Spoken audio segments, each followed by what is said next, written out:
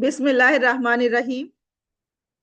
सबसे पहले मैं आप सभी का तहे दिल से शुक्रिया अदा करती हूँ कि आप सबने यहाँ पे इस मीटिंग को ज्वाइन किया, जो कि बहुत ही इम्पोर्टेंट मीटिंग है। और आपकी शिरकत ये जाहिर करती है कि आप अपने बच्चों के लिए बहुत फिक्रमंद हैं, और वही फिक्र आपको यहाँ तक ले आई है और इस मीटिंग में आप यहाँ पे मौजूद हैं। तो जो चीज़ें हम अपने वालिदैन से उम्मीद रखते हैं, उसमें सबसे पहली तो यह है कि वालिदैन का अपने बच्चों के ओवरऑल प्रोग्रेस के लिए फिक्रमंद होना, कि आपके बच्चों की प्रोग्रेस कैसी हो रही है। उस प्रोग्रेस के बारे में आप खुद भी पता लगाते रहें और स्कूल से भी जा करके और मालूम करते रहें कि आपके बच्चों की प्रोग्रेस सही हो रही है या नहीं हो रही है। घर, एक कहा जाता है कि घर पहला मदरसा होता है, पहला स्कूल होता है। तो अगर हमारे जहन में कहीं ये बात है कि हम बच्चों को स्कूल भेज करके बिल्कुल फारिगुल बाल हो गए हैं और हमें अभी किसी किस्म की फिक्र करने की जरूरत नहीं है, तो हमें इस सोच को बदलने की जरूरत है। क्योंकि हमारे हमारे बच्चे स्कूल में चंद ही घंटों के लिए होते हैं, ज्यादातर वक्त उनका घर में होता है। तो घर में ही हमें एक ऐसा माहौल डेवलप करने की जरूरत होगी जिसमें सभी लोग, घर के अफराद यानी माँ बाप भी, भाई बहन भी, सभी घर में जो स्किल डेवलपमेंट है उसके लिए काम करें, उसके लिए एक्टिविटीज करें। यानी घर में बच्चे कुछ ना कुछ तो करते ही रहते हैं, बस ये ध्यान देना है कि वो जो कुछ ना कुछ कर रहे हैं, वो कुछ ना कुछ उनको कुछ सिखा रहा है या जस्ट वक्त जाया कर रहा है। जैसे कि वो स्क्रॉलिंग तो नहीं कर रहे हैं, खामखाई के रील्स शॉर्ट्स ये सब तो नहीं देख रहे हैं। या फिर आजकल एक बहुत ट्रेंड हो गया कि छोटे छोटे बच्चों से पेरेंट्स रील बनवाते हैं और डालते हैं और बहुत खुश होते हैं। तो ये कहीं उसमें ज्यादा वक्त तो नहीं जा रहा है। एक कभी कभार तफरी के लिए करते हैं तो ठीक है, वो चल जाता है। लेकिन कई बार पेरेंट्स अपने बच्चों को ये उम्मीद पे कि मेरे बच्चे का वीडियो वायरल हो जाएगा और उसे इतने व्यूज आएंगे और उससे हमें इतने पैसे मिलेंगे, तो इस तरह की सोच अगर रख करके करते हैं तो ये एक गलत सोच है। क्योंकि बच्चा हमारा इस उम्र में हमें कमा के देने के लिए नहीं है, बल्कि वो इसलिए है कि हम उसकी सही तालीम और तरबियत करें। जब बड़ा होगा, जब वो अपने तालीम और ताल्लुम से आरास्ता हो जाएगा, तो वो खुद ब खुद कमा के देगा हमें। तो इसके लिए अभी से फिक्रमंद होने की जरूरत नहीं है। ये एक बहुत ही गलत कल्चर डेवलप हो रहा है, जहाँ पे हमारे भाई बहनों को हम देखते हैं कि वो अपने बच्चों को इस फील्ड में लगा रहे हैं। एक जो तीसरी बात मैं आपके सामने रखना चाहती हूँ वो ये है कि बच्चों के इमोशनल डेवलपमेंट का ख्याल रखना, इमोशनल एंड सोशल डेवलपमेंट का। कई बच्चे बहुत ही खामोश हैं, वो बिल्कुल बोलते नहीं हैं। क्यों नहीं बोलते हैं, क्या वजह है? स्कूल में आके भी खामोश रहते हैं। कहीं ऐसा तो नहीं कि घर का कुछ ऐसा माहौल है जो उन्हें खामोश रहने के लिए मजबूर कर रहा है, कुछ उनको कुछ चीजें उनको बॉदर कर रही हैं। कई लोग ज्वाइंट फैमिली में होते हैं तो हम कई बार इसे नजरअंदाज कर देते हैं कि बच्चा ज्वाइंट फैमिली में पूरी तवज्जो पा रहा है कि नहीं पा रहा है, उसकी पूरी बात सुनी जा रही है कि नहीं जा रही है। तो हमें इस बात का भी ध्यान रखना है। और सोशल डेवलपमेंट के लिए जरूरी है कि जितने भी रिश्तेदार हैं, दोस्त हैं, अहबाब हैं, उन सब से उनको मिलने के मौके दिए जाएं, उनसे बातचीत करने के मौके दिए जाएं। और ऐसा नहीं हो कि हमारी सास नंदों की लड़ाई में हम बच्चे को बिल्कुल डिप्राइव कर दें, उनके ददियार वालों से मिलना जुलना बंद कर दें। कई फैमिलीज में ऐसा देखा गया है और मेरे इल्म में ये बात लाई गई है। हमारे ही स्कूल की बात नहीं है, और जो दीगर स्कूल के लोग हैं उसमें कई बार घर में जो थोड़ी सी चपकलिश हो जाती है आपस में, तो उस चपकलिश का नतीजा ये होता है कि लोग बच्चों को ही महरूम कर देते हैं, या तो उनके दादियाल से, या उनके ननिहाल से, या उनके पड़ोस से। इससे बच्चों के डेवलपमेंट पे बहुत फर्क पड़ता है। आप तो ये जान गए होंगे कि आजकल का जो जमाना है, एआई का जमाना है। इसमें बच्चों को नॉलेज से ज्यादा किस चीज की जरूरत है, कि एक बच्चा किस तरह से माहौल के हिसाब से खुद को अडेप्ट करता है, किस तरह से एक बच्चा किसी भी परेशानी के लिए कोई सोल्यूशन ढूंढता है, किस तरह से एक बच्चा आज के इस दौर में दुनिया की जितनी भी मालूमात हैं उसमें अच्छी की तमीज रखता है, कि कौन सी मालूमात सही है, कौन सी मालूमात गलत है, किस चीज को अपनाना चाहिए, किसको नहीं अपनाना चाहिए। ये जो तमीज है, इसकी जरूरत है आज के जमाने में। तो ये सब तमीज उसको जब भी मिलेगा जब पेरेंट्स उसकी तरफ जानबूझ के तवज्जो देंगे और उसे बताएंगे, उसके साथ डिस्कस करेंगे, उसकी बातों को सुनेंगे, उसे टाइम देंगे। तभी आपको ये मालूम होगा कि ये बच्चे को वो तमीज आ गई है या नहीं आ गई है, ताकि आगे चल के जब वो बाहर जाएगा दुनिया में, तो वो उस तमीज को सीखने के लायक, उस तमीज के जरिए अच्छे और बुरे की तमीज करने के लायक है कि नहीं है।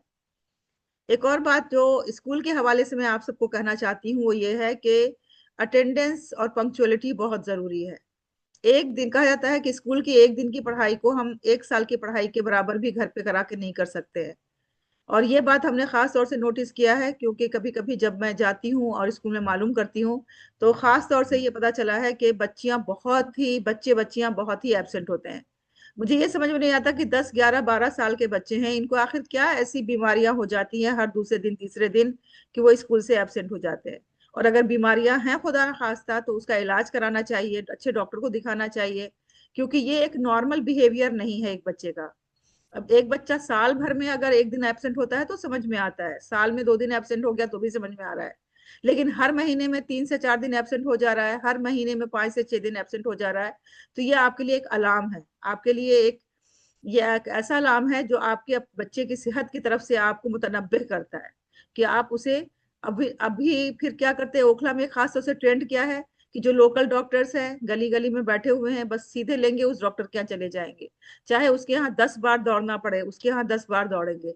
ये नहीं सोचते हैं कि जब हमारे बच्चे को बार बार कोई बीमारी हो रही है और बार बार हम उसी डॉक्टर के पास जा रहे हैं और बार बार उसका इलाज हो रहा है और फिर दोबारा बीमार हो जा रहा है, रिलैप्स हो जा रहा है, इसका मतलब कि बच्चे के प्रॉपर डायग्नोज की जरूरत है, उसके लिए प्रॉपर भी टेस्टिंग की जरूरत है, उसको ब्लड टेस्ट की जरूरत है, उसको यूरिन स्टूल टेस्ट की जरूरत है, या उसको खुदा ना खास्ता कुछ और चीजों की जरूरत है, जिसके लिए हमें थोड़ा सा आगे निकल करके ओखला से जो और थोड़े दूसरे हॉस्पिटल्स हैं जो जहाँ पे की टेस्टिंग की, जांच की, डायग्नोस्टिक की आसानियां रहती हैं, वहां पे हम ले जाएं बच्चों को। क्योंकि एक ही जगह बार बार इलाज कर रहे हैं और फिर बार बार बच्चा बीमार हो रहा है, इसकी तरफ खास तौर से तवज्जो देने की जरूरत है। या अगर ये बच्चा सचमुच बीमार हो रहा है, क्योंकि मेरे नॉलेज में तो यही बात लाई गई है पेरेंट्स के जरिए कि मेरा बच्चा बीमार है, मेरा बच्चा बीमार है, तो आखिर क्यों बीमार है? एक नॉर्मल बच्चा इतना बीमार नहीं होता है, आप किसी भी डॉक्टर से पूछिए। और अगर हो रहा है तो उसको तवज्जो देने की जरूरत है, और आपको इस पर ध्यान देने की जरूरत है कि खुदा ना खास्ता कोई ऐसी बीमारी तो नहीं है जो अभी हमें पता नहीं चल रहा है, आगे चल के हो सकता है कि वो और बड़ा कोई भयानक रूप ले ले बीमारी का, जो कि हमारे कंट्रोल से बाहर हो जाए। तो ये मैं आप सबकी ही भलाई के लिए आपको ये एडवाइस कर रही हूँ। फिर एक अहम बात यह है कि जो टीचर्स पेरेंट का रिश्ता है वो बहुत ही अहम रिश्ता है। इस रिश्ते के एहतराम को कायम रखना बहुत जरूरी है। कई पेरेंट्स कभी गुस्से में आते हैं तो वो इस रिश्ते के जो हुर्मत है उसे भूल जाते हैं। वो बच्चों के सामने ही टीचर को कुछ उल्टा सीधा कहना शुरू कर देते हैं। वो सोचते हैं कि टीचर की बेइज्जती करके मुझे कुछ हासिल हो जाएगा। तो देखिए, यकीन जानिए, टीचर की बेइज्जती करके आपको कुछ हासिल नहीं होगा सिवाय इसके कि आपके बच्चे खराब हो जाएंगे। क्योंकि बच्चों के जहन में, बच्चों के दिल में अपने टीचर की अजमत निकल जाएगी, उनका एहतराम निकल जाएगा। वो भी ये सोचेंगे जब हमारे वालिदैन बदतमीजी कर सकते हैं तो हम भी बदतमीजी कर सकते हैं। और वो फिर एक बदतमीज शहरी बन के आगे बढ़ेंगे। कल को वो ऑफिस में जाएंगे, दफ्तर में जाएंगे, किसी कारोबार में जाएंगे, कोई भी काम करेंगे तो वहां हर एक के साथ वो बदतमीजी से पेश आएंगे, और इस तरह वो अपनी करियर को खुद बर्बाद कर लेंगे। तो अगर आपको किसी भी किस्म की परेशानी है, कोई चीज आपको नापसंद है, कोई चीज आपको स्कूल की आपको भली नहीं लग रही है, क्योंकि मैं मानती हूँ कि स्कूल में सारी चीजें आपके लिए आपकी मर्जी के मुताबिक नहीं होंगी, कुछ ऐसी चीजें होंगी जिसमें कि कुछ कमियां महसूस की जाएंगी। तो उसका तरीका यह है कि आप, एक व्हाट्सएप का जमाना है आजकल, आप प्राइवेटली व्हाट्सएप पे जो भी कंसर्न टीचर है पहले आप उसको लिखिए कि देखिए मुझे ऐसा लग रहा है कि ये चीज ऐसे नहीं, ऐसे सही रहती, अगर ऐसा होता तो ऐसे बेहतर होता। आप फोन पे बात कीजिए उनसे। अगर वहां से बात आपकी नहीं सॉल्व होती है तो फिर आपकी जो हेड मैम है उनसे बात कीजिए। और अगर वहां भी आपको लगता है कि सेटिस्फैक्शन आपको नहीं मिल रहा है तो आप हमसे भी कांटेक्ट कर सकती है। हमने अपना नंबर भी हर एक को दे रखा है, कुछ इसमें ममानियत नहीं है कि आप ना करें। लेकिन बराह करम बच्चों के सामने टीचर का पूरा एहतराम बरकरार रखें, उनकी इज्जत करें, उनकी अजमत करें, ताकि बच्चा दूसरे लोगों की अजमत और इज्जत करना सीख सके। ये बहुत ही इम्पोर्टेंट है। उसके अलावा बात जो ये है कि आपने ये देखा होगा कि हमारा जो स्कूल है, जो साइज में तो छोटा है, लेकिन अपने मकसद में, अपनी अहमियत में, अपनी इफादियत में बहुत बड़ा है। ये मैं इसलिए कह रही हूँ क्योंकि जो वहाँ पे असातिज़ा काम कर रहे हैं, जो बच्चों के लिए एम्बियंस मुहैया कराया गया है, जो बच्चों के लिए माहौल मुहैया कराया गया है, उसमें कोई डाउट नहीं है कि किसी भी किस्म का कोई नुक्स नहीं है। बल्कि जो भी आते हैं, आने वाले विजिटर्स जो भी देखते हैं, वो तो यही कहते हैं कि ये ओखला के अंदर ऐसा है, हमें तो लगता नहीं कि ये ओखला के अंदर है।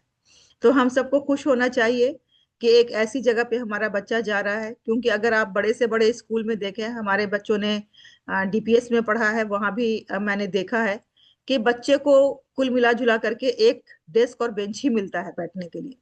वो उसमें हॉर्स राइडिंग भी है और स्विमिंग पूल भी है और बड़े बड़े ग्राउंड भी हैं और ये भी है और वो भी है। लेकिन बात ये है कि बच्चे को कितना फायदा उठाने का मौका मिलता है। उसमें 6,000 से लेके 10,000 तक बच्चे भी हैं, जिसमें आपके बच्चे की बारी कभी हो सकता है 4 साल में 5 साल में एक बार आए तो आए, वरना वो भी ना आए।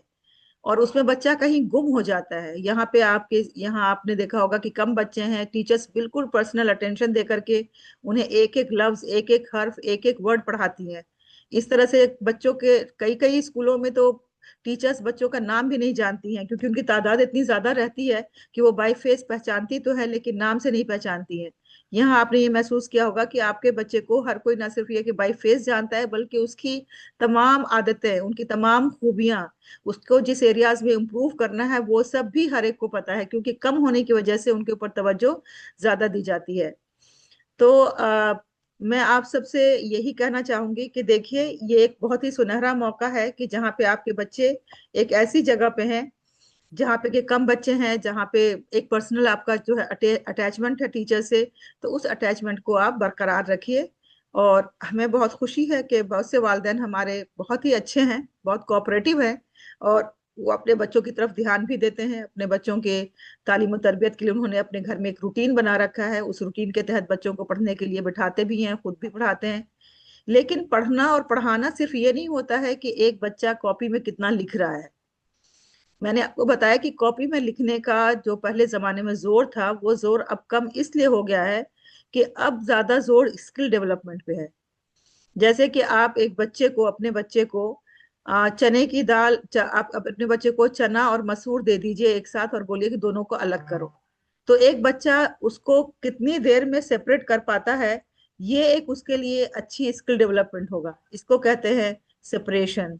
फिर डिफरेंट साइज की आप चूड़ियां दे दीजिए और बोलिए इसको साइज के हिसाब से लगाओ, तो वो बच्चा वो कितनी जल्दी उसको कर पाता है, कितनी जल्दी वो साइज पहचान करके एक लाइन से उसको लगा पाता है। इसको कहते हैं सीरिएशन। ये एक स्किल है। ये स्किल बच्चों की जिंदगी में काम आने वाली है। तो आज के जमाने में स्किल डेवलप में ज्यादा जोर है, ना सिर्फ ये कि उनको एबीसीडी सिखाने पे जोर है। तो हमें भी एफर्ट्स पे जोर देना है, हमें भी मार्क्स के बजाय स्किल डेवलपमेंट पे जोर देना है। और हर दिन अपने बच्चों से 10-15 मिनट ऐसे बातें करनी है जिसमें कि उनको हम ये ना फीड करें कि हम उनसे कोई निगेटिव बात जानना चाहते हैं। किसी ने मारा तो नहीं तुमको, किसी ने टच तो नहीं किया, किसी ने कुछ कहा तो नहीं तुम्हें? तो आपको को पता है ना इसका जवाब क्या होगा? इसका जवाब यही हुआ कि हाँ कुछ कहा है, हाँ किसी ने मारा है, हाँ किसी ने टच किया है। तो ऐसा करने के बजाय आप उनसे बातों बातों में बात कीजिए। अच्छा, फर्स्ट पीरियड में आपने क्या किया था, कौन सी किताब पढ़ी थी, कौन सी किताब खोली थी, कौन आया था, किसने पढ़ाया था, अच्छा आज आपको मैम ने कौन सा काम दिया है। तो अगर खुदा ना खास्ता कुछ ऐसा हुआ भी होगा जो आपको लगता है कि नापसंदीदा है, तो इस तरह इनडायरेक्टली जब आप बात करेंगे तब भी आपके बच्चे आपको बता देंगे। लेकिन जरूरी नहीं कि हम उनको उनके मुंह में वो चीजें फीड करें। मेरे साथ ऐसा एक्सपीरियंस हो चुका है। जब मैं दुबई में प्रिंसिपल थी तो एक छोटी बच्ची, केजी की बच्ची के घर से फोन आया था। जैसे ही स्कूल से वो वापस गई, 3 बजे, 3 बजे फोन आया और मैं फौरन ही स्कूल की गाड़ी से वहां पहुंची। एक नर्सिंग होम से फोन आया था, मैं गाड़ी से उसके यहाँ पहुंची, बच्ची को देखा तो उन्होंने बताया कि बच्ची को कुछ प्रॉब्लम हो गई है। तो मालूम ये हुआ कि वो मम्मी ने उसके इतने क्वेश्चंस किए थे कि उस बच्ची ने एक दूसरी नई कहानी बना दी थी उनको, कि हमारे स्कूल में आज पुलिस आई थी और पुलिस एक अंकल को पकड़ करके ले गई और उस अंकल को पुलिस ने जेल में डाल दिया और वो अंकल बहुत गंदे अंकल हैं, और इस तरह की कहानियां, जबकि उसमें कुछ भी हकीकत नहीं थी। मतलब पुलिस का आने का तो नामो निशान ही नहीं था। कभी दूर दूर तक पुलिस का पता ही नहीं था कि पुलिस आई हो स्कूल में, ना उस दिन ना किसी दिन। लेकिन जब हम बार बार बच्चों से पूछते रहते हैं ना उस तरह की चीजें, तो बच्चे भी फिर उससे रिलेटेड एक और कहानी बना देते हैं कि हमारी मम्मी क्यों पूछ रही हैं। वो भी इंटेंशन जान जाते हैं कि मम्मी क्या जानना चाहती है मुझसे, और मम्मी को क्या कहने से खुशी होगी, उसको अच्छा लगेगा। तो इसीलिए हमें अवॉइड करने की जरूरत है इन तमाम चीजों को। अच्छा, बच्चों को प्रॉपर फूड के लिए, न्यूट्रिशियस फूड के लिए भी जोर देने की जरूरत है। चिप्स, बिस्किट, ये सब बिल्कुल, आपने देखा ही होगा आजकल यूट्यूब में इतने सारे वीडियोस भी आ रहे हैं। आप सब माशाल्लाह समझदार खवातीन हैं, और जो वालदेन हैं यहाँ पे, जो फादर हैं, वो भी बहुत समझदार हैं। तो देखा होगा आपने कि जो जंक फूड हैं, जो प्रिजर्वेटिव्स के साथ फूड है, प्रोसेस्ड फूड है, उसको किस तरह से बिल्कुल मना किया गया, क्योंकि सब में कैंसरस एलिमेंट्स होते हैं जिससे कैंसर होने के चांसेस होते हैं। तो कोशिश ये करें कि जितना ज्यादा से ज्यादा नेचुरल फूड हो, जो रॉ मटेरियल है, जिसको कि डायरेक्टली आपने खरीदा और कुक किया और बच्चों को खिलाया, तो उस तरह के न्यूट्रिशियस फूड को खिलाने की कोशिश करें बच्चों को। उसमें चाहे आप वैरायटी ले आए, उसमें थोड़ा सा स्पाइसेस वगैरह अच्छे से डाल करके उसे चटपटा बनाने की कोशिश करें, लेकिन खाने पे बहुत ध्यान देने की जरूरत है।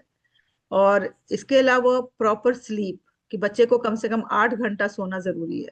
और उस 8 घंटे सोने के लिए आपको भी खुद पहले सोना पड़ेगा। घर का पूरा रूटीन हमें अर्ली करना होगा। हमारे घरों में 11, 12, 1 बज जाते हैं सोते सोते।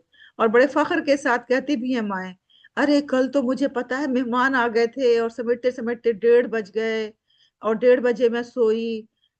तो मुझे नहीं लगता कि जो माँ 1:30 बजे सोती है उसके बच्चे पहले सो जाते होंगे, या फिर वो सुबह उठ करके बच्चों को फ्रेश ब्रेकफास्ट बना के दे पाएंगी। क्योंकि माओ की भी अपनी कैपेसिटी होती है, उनकी भी अपनी लिमिटेशंस होती हैं। तो कोशिश ये करें कि पूरे घर का माहौल ऐसा बनाए कि हर कोई, आपको भी 7 घंटे नींद की जरूरत है, बच्चों को 8 घंटे नींद की जरूरत है। और उस नींद के डिप्रिवेशन की वजह से मेंटल डिजीजेस बहुत हो रहे हैं आजकल। आपने देखा होगा कि लोगों को ना मेंटल प्रॉब्लम्स ज्यादा है, एंजाइटी है, डिप्रेशन है और इंसोम्निया है। ये सब चीजें इसी वजह से हो रही हैं। तो हमें अपनी रूटीन को घर में सही करने की बहुत जरूरत है। घर में रीडिंग हैबिट डेवलप करना जरूरी है। आप सब कुछ ना कुछ लेके पढ़ा करें, क्योंकि लाइफ लॉन्ग लर्निंग, आजकल जो नया एनसीएफ आया है उसके तहत यही कहा गया है कि लाइफ लॉन्ग लर्निंग पे जोर दिया जाएगा। लाइफ लॉन्ग लर्निंग का मतलब यह है कि आप जब तक जिंदा है जब तक पढ़ते रहें, जब तक आप मर के कब्र में ना चले जाएं, जब ही आपकी तालीम का सिलसिला रुकना चाहिए। तो उस लाइफ लॉन्ग लर्निंग का एक तरीका ये है कि हम लोग अपने घरों में एक ऐसा माहौल बनाएं कि आप कुछ अच्छे मैगजीन हैं, न्यूज़पेपर्स हैं, कुछ रिसाले हैं जो आपकी पसंद के हों, या आप किसी कोर्स में भी एडमिशन ले सकते हैं। बहुत सारे ऐसे कोर्सेज होते हैं बच्चों के, तरबियत से रिलेटेड है, फूड से रिलेटेड है, या और भी आजकल जो लेटेस्ट चीजें चल रही हैं, ए आर्टिफिशियल इंटेलिजेंस है, उससे रिलेटेड है, सस्टेनेबिलिटी से रिलेटेड है। आप किसी न किसी कोर्स में एडमिशन ले लीजिए, बहुत से फ्री कोर्सेज अवेलेबल हैं। आप फ्री कोर्स कीजिए, लेकिन घर में एक माहौल बनाइए, पढ़ाई लिखाई का माहौल। जो आपकी गुफ्तगू हो उसमें तालीम के हवाले से बातें की जाएं, ना कि मीशू और मित्रा के हवाले से बातें की जाए। क्योंकि ये जो मीशू मित्रा के चक्कर में औरतें पड़ जाती हैं तो जानिए उनकी जिंदगी खराब हो जाती है। वो एक के बाद एक के बाद एक के बाद नई स्कीमें निकालते रहते हैं ताकि हमें अट्रैक्ट करें, ताकि वो हमें, हमसे ज्यादा से ज्यादा पैसे ले सकें, हमें फालतू की चीजें खरीदवा सके। ये उनकी एक ट्रिक होती है और उस ट्रिक में हमारी बहनें फंस जाती हैं। तो उसके बजाय आप ज्यादा से ज्यादा कोर्सेज में एडमिशन लीजिए, ताकि आपका इंटेलेक्चुअल लेवल हाई होगा। और जब माँ बाप का इंटेलेक्चुअल लेवल हाई होता है तो बच्चों का भी उसी के हिसाब से हाई होता चला जाता है। फिर घर में जो भी होमवर्क वगैरह मिलता है, प्रोजेक्ट वगैरह मिलता है, उसमें सपोर्ट करें, लेकिन आप पूरा का पूरा ना करें। कई वालिदैन बहुत इंथुजियास्टिक होते हैं और वो पूरा खुद से बना देते हैं, बच्चा सिर्फ ऐसे तमाशाई की तरह ऐसे बैठा रहता है हाथ बांध के, और माँ बाप बना रहे हैं। इससे कोई फायदा नहीं हो रहा है। आप उनको मटेरियल ला के दीजिए, आप उनको बताइए कि किसको कहाँ पे जोड़ना है, कैसे जोड़ना है, किस तरह जोड़ना है, लेकिन आप खुद से मत बनाइए। हेल्प जरूर कर दीजिए, सपोर्ट कर दीजिए, लेकिन बनाने बच्चों को ही दीजिए। क्योंकि उससे बच्चे के अंदर एक कॉन्फिडेंस पैदा होता है, वरना बच्चा उम्र भर यही सोचता रहता है कि मेरी माँ मुझसे ज्यादा अच्छी आर्टिस्ट है, मेरी माँ को ज्यादा हमसे आता है और मैं तो बिल्कुल केपेबल नहीं हूँ, मुझे तो नहीं आता है। तो इस फीलिंग के साथ बच्चा एक बड़ा होता रहता है। फिर स्कूल के साथ अपने घर में बहुत ही पॉजिटिव रहिए, पॉजिटिव बातें कीजिए, अच्छी अच्छी बातें कीजिए स्कूल के हवाले से, ताकि बच्चों के जहन में स्कूल की अहमियत पैदा हो, उसकी अजमत पैदा हो। और टीचर से हमेशा जो है वो प्रोग्रेस के बारे में पूछते रहिए कि हमारा बच्चा कैसा कर रहा है, क्या कर रहा है, कब करे, कब क्या कराना है उसे। तो एक हमेशा आपका पॉजिटिव रिलेशनशिप टीचर्स के साथ मेंटेन रहना चाहिए। और एक रिस्पेक्ट का जो होता है रिलेशनशिप, वो रिस्पेक्ट का रिलेशनशिप हमें बनाए रखना है। तो मैं आप सबसे यही कहना चाहूंगी आखिर में कि हर बच्चा जो है ना वो डिफरेंट होता है। कभी किसी बच्चे को कंपेयर मत कीजिए कि मेरे एक ही क्लास में तो दूसरा बच्चा है, वो तो इतना पढ़ रहा है, मेरी बेटी क्यों नहीं पढ़ रही है। क्योंकि हर बच्चा अपने अपने पेस के हिसाब से ग्रो करता है। कोई जल्दी ग्रो करता है, कोई देर में ग्रो करता है, कोई जल्दी सीखता है, कोई देर में सीखता है।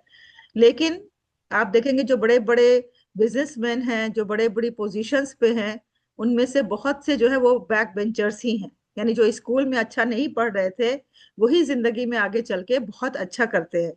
खुद हमारा भी तजर्बा है, हमारे जो स्टूडेंट जिनको हम स्कूल में बिल्कुल अहमियत नहीं देते थे, सोचते थे कि ये तो बिल्कुल एवरेज से भी बिलो है। वो बच्चे, उन बच्चों में से कोई आईपीएस बन गया है, कोई आईएएस बन गया है, कोई बड़ा बड़ा बिजनेसमैन बन गया है, कोई बहुत बड़ी पोजीशन पे है, और जिन्हें हम बहुत ही काबिल समझते थे, आउटस्टैंडिंग समझते थे, हर वक्त उनको सर पे बिठाते थे, वो कोई बहुत ही मामूली सी नौकरी कर रहे हैं या कुछ भी नहीं कर रहे हैं। तो इस वक्त जो बच्चे की पोजीशन है, उससे बच्चों को मत आंकिए कि वो बच्चे आगे चल के क्या करेंगे। तो क्योंकि ये अभी उनका क्या ना स्टार्टिंग है, वो बच्चे पिक करने में टाइम लेते हैं। तो आप हमेशा सिर्फ और सिर्फ अपने बच्चे पे फोकस कीजिए। कंपटीशन हमारा खुद से होता है कि आज मैं अगर यहाँ हूं तो कल मैं कहाँ रहूंगी।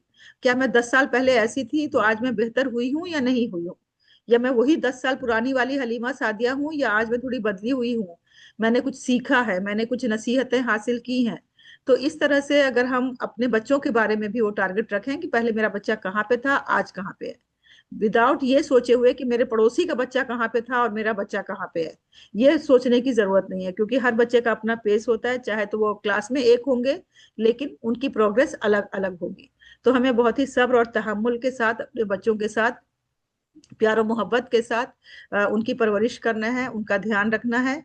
और कभी भी उन्हें डांट डपट करके, उनको हंगामा करके, लड़ाई करके, कभी कभी चीख चिल्ला करके उनको इस तरह से हम नहीं सुधार सकते। इससे बच्चे और बिगड़ते हैं, वो बनते नहीं हैं।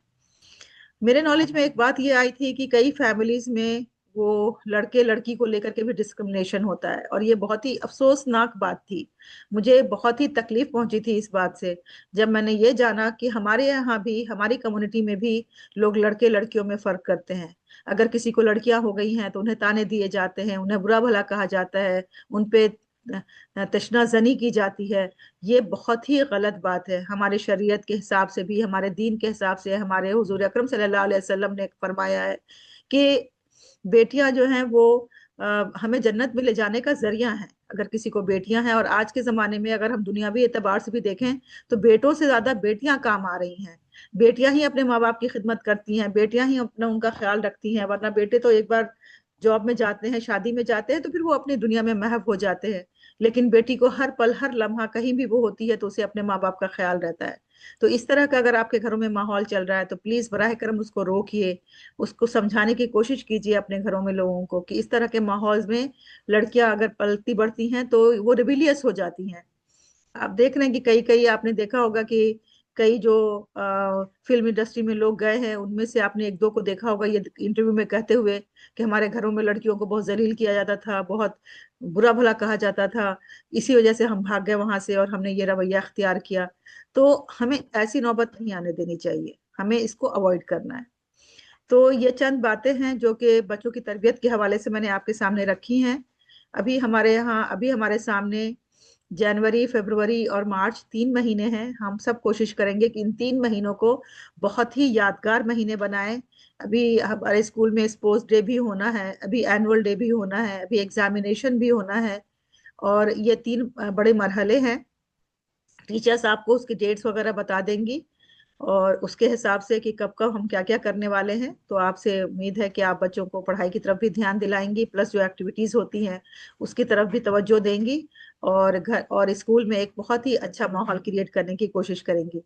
आपसे एक ये भी दरख्वास्त है कि हम चूंकि जगह की कमी है हमारे यहाँ, आपको पता है, तो इस जगह की कमी की वजह से हम लोग ज्यादा फोकस जूनियर क्लासेस पे रख रहे हैं, जो प्री प्राइमरी क्लासेस हैं। तो अगर आप खुश हैं और आपको लगता है कि सदफ मैम बहुत अच्छा पढ़ा रही हैं, बहुत ध्यान दे रही हैं, तो आप दूसरों को भी जरूर एडवाइस कीजिए। अभी अभी मैं परसों गई थी चांदनी चौक अपने किसी काम से ट्रॉफी वगैरह लेने के लिए। तो मैंने उसके बारे में जो है ना वो एक छोटा सा वीडियो बना के डाल दिया। तो एक साहब ने कहा कि आप तो खरीदने गई थी और यहाँ प्रचार करने लगी हैं। तो मैंने उनको यही जवाब दिया कि जब कहीं आप कुछ कोई अच्छी चीज आपको लगे और कोई अच्छी बात आपके नॉलेज में आए, तो आप कोशिश कीजिए कि दूसरों को भी बताएं। मुझे उस बंदे का, जहां से हमने ट्रॉफी ली है, उसका मुझे प्राइसिंग अच्छी लगी, उसका एटीट्यूड अच्छा लगा, उसकी डीलिंग अच्छी लगी, वो टाइम पे डिलीवर कर देता है, उस कीमत उसकी कम है सबके मुकाबले में। तो हम ये बात क्यों ना दूसरों को बताएं, ताकि दूसरों को भी फायदा पहुंचे, दूसरे भी उससे लें। तो इसी तरह से अगर आपको लगता है कि इस स्कूल से आपको फायदा पहुंच रहा है, आपके बच्चे सीख रहे हैं, आपके बच्चों की ग्रोथ अच्छी हो रही है, तो आप यकीनन इस बात को दूसरों तक फैलाएंगे। आप चाहेंगे कि दूसरे बच्चे भी हमारे स्कूल में आए और वो भी इसी तरह से फायदा हासिल करें। हमारे यहाँ सदफ मैम है प्री प्राइमरी में, उसके अलावा शुआ मैम है, आपने देखा, फातिमा मैम है, नायला मैम है। मैं भी अक्सर व बेशतर वहाँ पे टाइम देती रहती हूँ। और अभी जो एक और चीज हम लोगों ने शुरू की है वो ये है कि जो सोशल वर्क के तौर पे, ये जो है ना हमारा एक सोशल इनिशिएटिव कह सकते हैं कि सोशल इनिशिएटिव है, कि जो ड्रॉप आउट बच्चे हैं, जो बच्चे स्कूलों से निकाल दिए गए हैं, या जो बीमार होने की वजह से या किसी और प्रॉब्लम की वजह से स्कूल नहीं जा सकते हैं, या जिनकी उम्रें ज्यादा हो गई हैं और उन्होंने पढ़ाई नहीं की जिंदगी में, तो उन सब के लिए फिर हमने एक 16 करके एक स्कीम निकाली है, 16। जिसका मतलब ये है कि ये है ऑनलाइन लर्निंग प्लेटफॉर्म। तो उसमें हम उन्हें ब्रिज कोर्स कराएंगे, क्लास 9th कराएंगे, 10th कराएंगे, फिर उसके आगे हम उन्हें रास्ते बताएंगे 12th कैसे करना है और ग्रेजुएशन कैसे करना है। क्योंकि मिनिमम हर बच्चे को और हर शख्स को ग्रेजुएट तो होना ही चाहिए आज के दौर में। बगैर ग्रेजुएट के समझा जाता है कि जाहिल और अनपढ़ इंसान है। तो आप हमारे इस प्रोग्राम को भी, 16 प्रोग्राम को भी लोगों को बताइए, ताकि इससे ज्यादा से ज्यादा लोगों को फायदा पहुंच सके और हम सबके लिए ये सदका जारिया हो। क्योंकि अब इस दुनिया में किस लिए आए हैं? नबी अकरम सल्लल्लाहु अलैहि वसल्लम ने फरमाया है कि तुम में बेहतरीन वो है जो दूसरों के लिए ज्यादा से ज्यादा खैर करने वाला है, जो दूसरों के लिए मुफीद है। अगर हम किसी के लिए फायदेमंद नहीं हैं तो हमारी जिंदगी बेकार है, हमारी जिंदगी का मकसद पूरा नहीं हो रहा है। तो हमें यही कोशिश करनी चाहिए कि हम दूसरों के लिए फायदेमंद बने, दूसरों तक अच्छी बातें पहुंचाएं, उनके फायदे के लिए उनकी बातें उन तक बातें पहुंचाएं। और अभी कई लोग ये सोच रहे होंगे कि देखो मैडम अपने स्कूल का प्रचार करा रही हैं। कई लोगों के जहन में ऐसा आएगा, क्योंकि मैंने सोच देखा है दुनिया में कि लोग हमेशा निगेटिव ही सोचते हैं। तो ये प्रचार क्यों करा रहे हैं? इसलिए करा रहे हैं क्योंकि हमें यकीन है कि हम वहाँ पे जो माहौल दे रहे हैं बच्चों को, जिस तरह से प्यार और मोहब्बत भरे माहौल में बच्चे वहाँ सीख रहे हैं, वो एक अच्छी चीज है जो और दूसरे बच्चों को भी मिलनी चाहिए। दूसरे बच्चों तक भी ये पहुंचना चाहिए। कोई ऐसा नहीं है कि वहां पे खुदा ना खासा कोई ऐसी जगह है जहां बच्चों को पीटा जा रहा है, मारा जा रहा है, परेशान किया जा रहा है, उनकी भलाई का ख्याल नहीं रखा जा रहा है, उनकी तरफ ध्यान नहीं दिया जा रहा है। बिल्कुल लेटेस्ट तरीके से जो एक्टिविटी बेस्ड लर्निंग है आजकल, उस तरीके से वहां पे बच्चों को का ख्याल रखा जा रहा है। इसीलिए मैं आप सबसे ये रिक्वेस्ट कर रही हूँ कि आप सब भी इस पर ध्यान दें। और आप सबका बहुत बहुत शुक्रिया, आपने इतना वक्त दिया।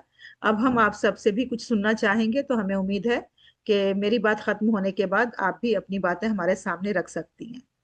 Thank you very much and जजाकल्ला खैर।